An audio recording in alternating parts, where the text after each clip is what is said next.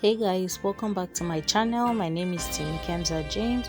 For our new subscribers, you're all welcome. For the old ones, you're welcome. I love you all. So today I'm going to be teaching us how to draft a easy body sticker.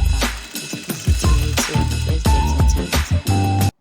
So guys, I'm using a cardboard paper. I picked yellow because of the light so that it doesn't reflect on white. So I'll be using a pattern master, a pen and a French curve, then our cardboard. I also went ahead to draw my baseline, which I'll be starting my measurement from. So from the baseline, I'm marking 1 inch. That's also going to serve as a baseline and also a zip allowance for our pattern. So I'm just going ahead to mark my 1 inch. Then I'll grab my pattern master, use the ruler part to connect it into a straight line. I'm just going over to draw my straight line, as you can see. So I'm just connecting that to the last point of the paper. So from now I'm going to just go ahead and use my tape to measure 3 inches for my neckline. That's the standard neckline measurements, 3 inches and 8 inches standard for the shoulder line. So I'm going to explain something about this shoulder line, but before then I'm marking 1 inch from the shoulder point downward because the human body is not straight, so there's a slant on your shoulder. So that's why I'm going to connect down my neckline 3 inches with that 1 inch for shoulder slant. Now I extended it beyond that, so for the sake of people who their shoulders are wider than 16 inches, that 8 inches is actually 16 inches divided by 2.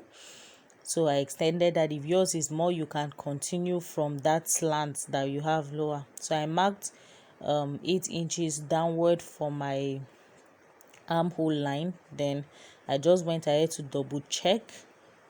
So plus the 1 inch above on the shoulder line is 9 inches. So I just marked that, and that would serve as my armhole line. So I'm just connecting my armhole line. Then I'm going to go ahead now to mark that 9 inch. That's the shoulder line. The 9 inch from the 8 inches armhole curve plus the 1 inch that we took for shoulder slant is 9 inches. So I'm marking 9 inches across my paper so that that line will also serve as my chest line on this. So I'm going ahead to label it chest line. That's why I wrote CL there. So now I'm going to insert my vertical measurements. So I'm measuring from the shoulder to the bust point. Then I'm marking my under bust point, then my affluence point or my waist point. Then I'm using the hem of the paper for my length, and that's also my hip point. So I'm just going over to still impute those measurements over again so that I can connect them properly and get accurate straight lines. So I'm going to just go ahead and connect my points together. So you can see that's my bust point. Then this is my under bust point.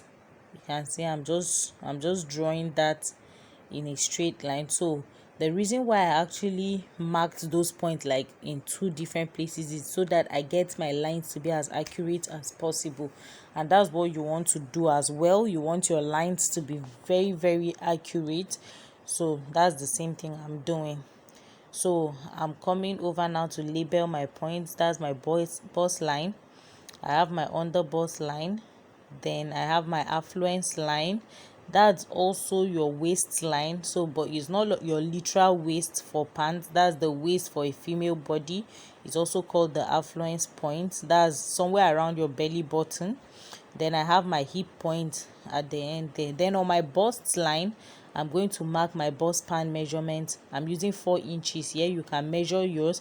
So for this 4 inches, it's actually 8 inches, but because we are working on half of one part of my body, that's why. So that's why I divided 8 by 2. Then I'm marking that 4 inches on the hip line as well. Then I'm going to draw it into a straight line. Now this will enable me to insert my dart. So you all know that are meant to shape out clothes. So I'm going to mark 1/2 inch on both sides of the line for my darts. That's on my under bust point, and on my affluence point I'm going ahead to mark the same thing. Then from my length or my hip point, I'm going up by 2 inches, and that's because my dart will not get to my hip point, and yours should not get to that point as well. So I'm just going to connect my dots, connecting my line to take out that that. So mind you, that at depth, whenever you take that, you have to pay it back. So I'm going to later show you how to pay back that debt. So this is my dart. Now I'm going to come over to my chest line and insert my bust measurement. I know some of you will be like, why is the bust measurement on the chest line? But that's the right thing to do. So I'm inserting my bust divide by 4, then my waist, my affluence or my waist also divide by 4. I'm just going to mark that point. Then the hip divide by 4 is what I'm going to be putting on the length of the blouse. Then I'm going to connect those points together using my ruler. So when I connect those, mind you, the woman body is not like sharp or like angular, so it sort of curves nicely. That's why I'm coming over with my French curve to just eliminate any sharp edges around that point. So now remember I said that at depth, so I'm going to measure my dart. On the under bust I have 1 inch, so I'm paying back around the seam line. Then on the affluence also 1 inch, I'm paying back that 1 inch. Then note, you remember there is no dart on the chest line, so I'm not going to be paying back anything there. So I'm going to be connecting that point to my chest line. The point where I paid back those darts, I'm connecting them to my chest and then to my hip.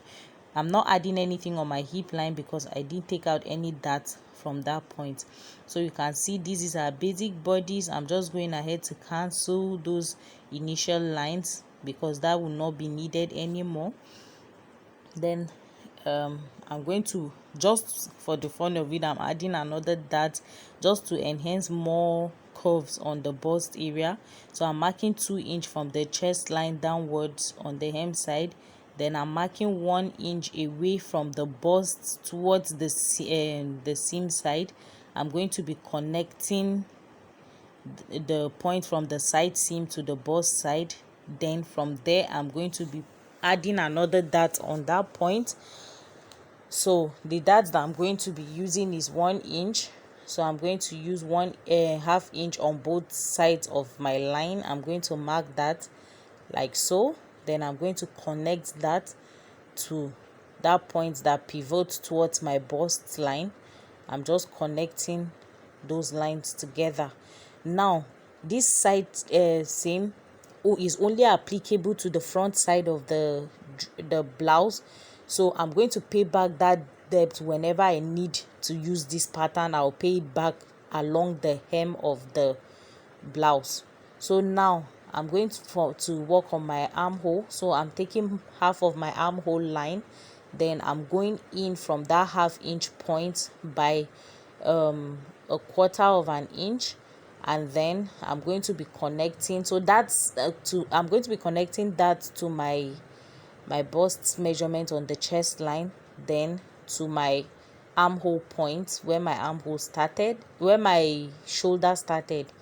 So this will make my front armhole curve. This for this side dart, and this very armhole that I made is for the front side of the blouse because I'm using the same pattern for my back. So now I'm going over to draw the back side of my armhole. The back armhole is, so the front armhole is sort of, it tapers in more than the one on the back, so it's more curvy. So I'm just labeling them. That's the outer one is my back armhole, and then the inner one is my front armhole. So you can see that's what I'm just going ahead to label.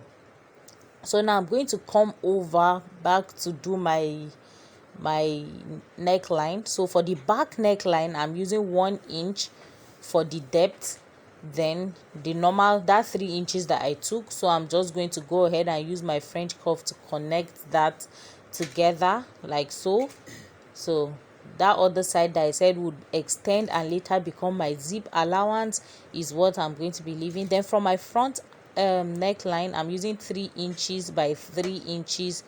Then I'm using my French curve to sort of connect that in a curve. So that point becomes my front neckline. Then this shorter part becomes my back neckline. So this is it about our basic bodies, guys. For this 1 inch that I took initially, it will be the zip allowance for my back panel. So whenever I want to cut my front panel, I'll just fold that in and cut my front panel. So I hope you enjoyed this video, guys. If you did, please give me a thumbs up, share this video and subscribe.